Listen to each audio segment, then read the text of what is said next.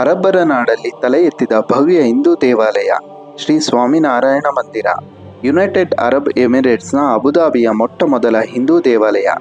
ಈ ದೇವಾಲಯ ಫೆಬ್ರವರಿ 14ರಂದು ಭಾರತದ ಪ್ರಧಾನಿಗಳಾದ ಶ್ರೀ ನರೇಂದ್ರ ಮೋದಿಯವರಿಂದ ಉದ್ಘಾಟಿಸಲಾಯಿತು. ಹಾಗಾದರೆ ಅರಬ್ಬರ ನೆಲದಲ್ಲಿ ನಿರ್ಮಾಣಗೊಂಡ ಈ ಭವ್ಯ ಹಿಂದೂ ಮಂದಿರದ ವಿಶೇಷತೆ ಏನು? ಕಟ್ಟಾರ್ ಇಸ್ಲಾಮನ್ನು ಪಾಲಿಸುವ ಅರಬ್ಬರ ನೆಲದಲ್ಲಿ ಹಿಂದೂ ದೇವಾಲಯ ಏಕೆ ನಿರ್ಮಾಣವಾಯಿತು? ಇದರ ಹಿಂದಿನ ರಹಸ್ಯವೇನು ಎಂಬುದನ್ನು ಈ ವಿಡಿಯೋದಲ್ಲಿ ತಿಳಿಯೋಣ. ಈ ವಿಡಿಯೋ ನಿಮಗೆ ಇಷ್ಟ ಆದರೆ ಲೈಕ್ ಮಾಡಿ ಮತ್ತು ನಮ್ಮ ಚಾನಲನ್ನು ಸಬ್ಸ್ಕ್ರೈಬ್ ಮಾಡಿ. ಅಬುಧಾಬಿಯಲ್ಲಿ ಮೊಟ್ಟ ಮೊದಲ ಸಾಂಪ್ರದಾಯಿಕ ಹಿಂದೂ ದೇವಾಲಯ ನಿರ್ಮಾಣವಾಗಿದೆ. ಈ ಬೃಹತ್ ಮಂದಿರವನ್ನು ಭಾರತದ ಪ್ರಧಾನಿ ನರೇಂದ್ರ ಮೋದಿಯವರು ಉದ್ಘಾಟನೆ ಮಾಡಿದರು. ಈ ಭವ್ಯ ಮಂದಿರವು ಅರಬ್ಬರ ನಾಡದ ಮಧ್ಯಪ್ರಾಚ್ಯದಲ್ಲಿ ಸಾಂಪ್ರದಾಯಿಕ ಶೈಲಿಯ ಕಲ್ಲಿನ ಸುಂದರ ಮಂದಿರವಾಗಿದೆ. ದುಬೈನ ಅಬು ಮುರೇಕಾ ಪ್ರದೇಶದಲ್ಲಿ 27 ಎಕರೆ ವಿಸ್ತಾರದಲ್ಲಿ ಈ ಸ್ವಾಮಿನಾರಾಯಣ ಮಂದಿರ ನಿರ್ಮಾಣವಾಗಿದೆ. BAPS ಅಂದರೆ ಬೋಜಾಸನ್ ವಾಸಿ ಅಕ್ಷರ್ ಪುರುಷೋತ್ತಮ್ ಸ್ವಾಮಿನಾರಾಯಣ್ ಟ್ರಸ್ಟ್ ಅವರು ಈ ಮಂದಿರದ ನಿರ್ಮಾಣ ಕಾರ್ಯವನ್ನು ಪೂರ್ಣಗೊಳಿಸಿದ್ದಾರೆ. ಅರಬ್ಬರ ನಾಡಲ್ಲಿ ನಿರ್ಮಾಣವಾದ ಈ ಭವ್ಯ ಮಂದಿರಕ್ಕೆ ಭಾರತೀಯರ ಕೊಡುಗೆ ಅಪಾರವಾದುದು. ಈ ಒಂದು ಭವ್ಯವಾದ ಸುಂದರವಾದ ಹಿಂದೂ ದೇವಾಲಯವನ್ನ, ಈ ದೇವಾಲಯದ ಹೊರಭಾಗವನ್ನ ರಾಜಸ್ಥಾನದ ಗುಲಾಬಿ ಮರಳುಗಲ್ಲಿನ ಶಿಲೆಗಳಿಂದ ನಿರ್ಮಿಸಲಾಗಿದೆ. ಹಾಗೆಯೇ ದೇವಾಲಯದ ಒಳಭಾಗವನ್ನ ಅಮೃತ ಶಿಲೆಗಳಿಂದ ನಿರ್ಮಾಣ ಮಾಡಲಾಗಿದೆ.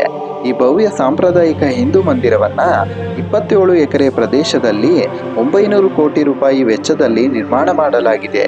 ಹಾಗೆಯೇ ಈ ಸ್ವಾಮಿನಾರಾಯಣ ಮಂದಿರವನ್ನ ಭಾರತದ ಪ್ರಾಚೀನ ವಾಸ್ತುಶೈಲಿಯಲ್ಲಿ ಅಂದರೆ ಕಲ್ಲಿನಿಂದ ನಿರ್ಮಾಣ ಮಾಡಲಾಗಿದೆ. ಈ ಒಂದು ಸ್ವಾಮಿನಾರಾಯಣ ದೇವಾಲಯವು 7 ಶಿಖರಗಳನ್ನು ಒಳಗೊಂಡಿದ್ದು ಇದು UAEನ 7 ಎಮಿರೇಟ್ಸ್ಗಳ ಸಂಕೇತವಾಗಿದೆ. ಇನ್ನು ಈ ದೇವಾಲಯದ ಮುಂಭಾಗದಲ್ಲಿ ತ್ರಿವೇಣಿ ಸಂಗಮವಾಗಿದೆ.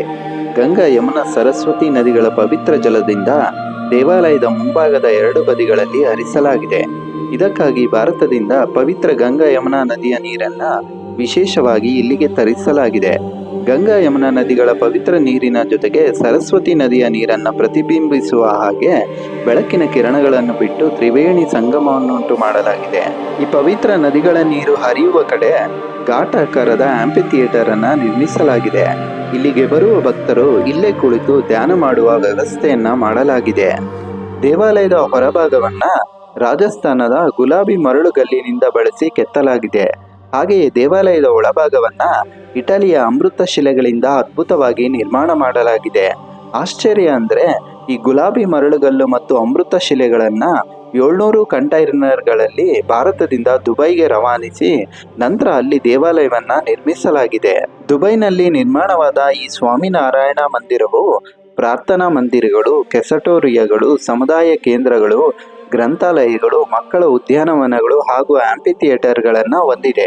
ಪ್ರಾಚೀನ ಹಿಂದೂ ಶೈಲಿಯ ಈ ದೇವಾಲಯದ ವಾಸ್ತುಶಿಲ್ಪದ ಹೊರಭಾಗವು ರಾಜಸ್ಥಾನದ ಪಿಂಕ್ ಬಣ್ಣದ ಮರಳುಗಲ್ಲು ಹಾಗೂ ಒಳಭಾಗವನ್ನ ಅಮೃತ ಶಿಲೆಗಳಿಂದ ನಿರ್ಮಿಸಲಾಗಿದೆ. ದೇವಾಲಯದ ಒಳಭಾಗದಲ್ಲಿನ ಅದ್ಭುತ ಅಮೃತ ಶಿಲೆಗಳಲ್ಲಿ ಅದ್ಭುತ ಕೆತ್ತನೆಗಳನ್ನು ಕಾಣಬಹುದು. ರಾಮಾಯಣ, ಮಹಾಭಾರತ, ಭಾಗವತ, ಶಿವಪುರಾಣಗಳಿಗೆ ಸಂಬಂಧಿಸಿದ ಅದ್ಭುತ ಶಿಲ್ಪಗಳನ್ನು ಇಲ್ಲಿ ಕಾಣಬಹುದು. ತಿಮ್ಮಪ್ಪ, ಜಗನ್ನಾಥ, ವಿಷ್ಣು, ಶ್ರೀರಾಮ, ಅಯ್ಯಪ್ಪ ಹಲವು ದೇವರ ಮೂರ್ತಿಗಳನ್ನು ಇಲ್ಲಿ ಕಾಣಬಹುದು. ದೇವಾಲಯದ ಒಳಗೆ ಪಂಚಭೂತಗಳ ಮಹತ್ವವನ್ನು ಸಾರುವ ಭೂಮಿ, ಆಕಾಶ, ಅಗ್ನಿ, ವರುಣ, ವಾಯುವಿನ ಕಥೆಗಳನ್ನು ಶಿಲ್ಪಗಳಲ್ಲಿ ಚಿತ್ರಿಸಲಾಗಿದೆ. ಅಬುಧಾಬಿಯ ಅಬು ಮುರೇಕಾ ಪ್ರಾಂತ್ಯದಲ್ಲಿ ನಿರ್ಮಾಣವಾದ ಈ ಭವ್ಯ ದೇವಾಲಯವು 27 ಎಕರೆ ಪ್ರದೇಶದಲ್ಲಿ 900 ಕೋಟಿ ರೂಪಾಯಿ ವೆಚ್ಚದಲ್ಲಿ ನಿರ್ಮಿಸಲಾಗಿದೆ. ಯುನೈಟೆಡ್ ಅರಬ್ ಎಮಿರೇಟ್ಸ್ ಸರ್ಕಾರದ ನೆರವಿನೊಂದಿಗೆ BAPS ನಿರ್ಮಿಸಿದ ಮೊಟ್ಟ ಮೊದಲ ಹಿಂದೂ ಸಾಂಪ್ರದಾಯಿಕ ದೇವಾಲಯ ಇದಾಗಿದೆ. ಈ ದೇವಾಲಯದ ಹೊರಗಡೆ ಗಂಗಾ ಯಮುನಾ ನದಿಯ ಪವಿತ್ರ ಜಲಗಳನ್ನು ಬಳಸಿ ಸಾಂಕೇತಿಕ ಜಲಪಾತಗಳನ್ನು ಸೃಷ್ಟಿ ಮಾಡಲಾಗಿದೆ. ಎಲ್ಲಕ್ಕಿಂತ ಮುಖ್ಯವಾಗಿ ಈ ದೇವಾಲಯದ ಸುತ್ತಲೂ ಅಸಂಖ್ಯಾತ ಕುದುರೆ ಮತ್ತು ಒಂಟೆಗಳ ಚಿತ್ರಗಳನ್ನು ಶಿಲ್ಪಗಳಲ್ಲಿ ಕೆತ್ತಲಾಗಿದೆ.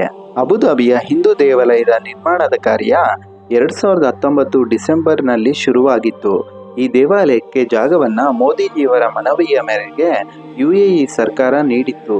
ಈ ದೇವಾಲಯಕ್ಕೆ ಕಲ್ಲುಗಳನ್ನು ಭಾರತದಿಂದಲೇ ಅಲ್ಲಿಗೆ ಕೊಂಡೊಯ್ದು ನಿರ್ಮಿಸಲಾಗಿದೆ. ಈ ದೇವಾಲಯದ ನಿರ್ಮಾಣದ ಕಾರ್ಯವನ್ನು ಬೋಚಾಸನ್ ವಾಸಿ ಅಕ್ಷರ್ ಪುರುಷೋತ್ತಮ್ ಸ್ವಾಮಿನಾರಾಯಣ ಸಂಸ್ಥೆಯವರು ವಹಿಸಿಕೊಂಡು ಅದ್ಭುತವಾಗಿ ನಿರ್ಮಿಸಿದ್ದಾರೆ. ಈಗಾಗಲೇ ದುಬೈಯಲ್ಲಿ 3 ಹಿಂದೂ ದೇವಾಲಯಗಳಿದ್ದು ಇವು ಹಿಂದೂ ಮತ್ತು ಅರಬ್ ವಾಸ್ತು ಶೈಲಿಯಲ್ಲಿವೆ. ಆದರೆ ಈ ಸ್ವಾಮಿನಾರಾಯಣ ದೇಗುಲ ಮಾತ್ರ ಸಂಪೂರ್ಣ ಸಾಂಪ್ರದಾಯಿಕ ವೈದಿಕ ಶೈಲಿಯಲ್ಲಿದ್ದು ವಿಶೇಷವಾಗಿದೆ.